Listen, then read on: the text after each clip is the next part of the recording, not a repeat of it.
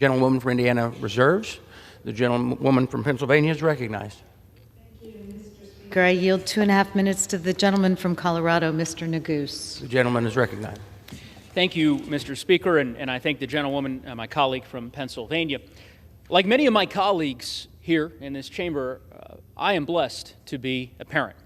My wife and I are proud parents of a 4-year-old daughter, and we are deeply invested in her education and ensuring that she has the ability to be able to live her dreams. And so you can imagine my surprise and my disappointment when I learned that the Republicans, our colleagues on the other side of the aisle, would be spending our time today on this bill, the Politics Over Parents Act.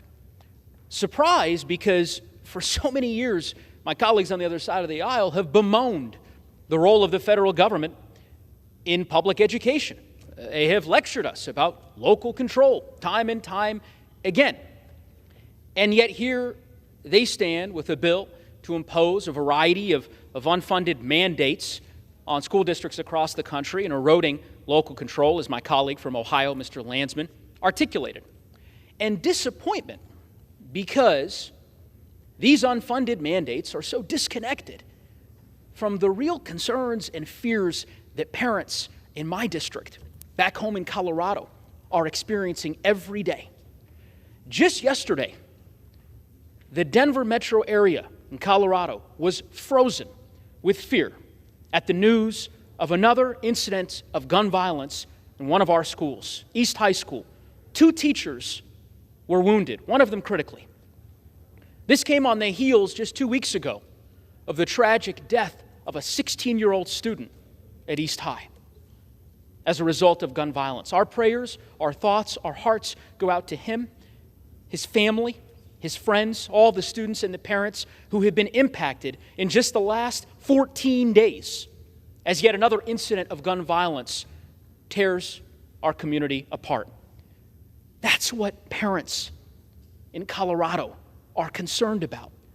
They're concerned about their students, their children coming home from school alive.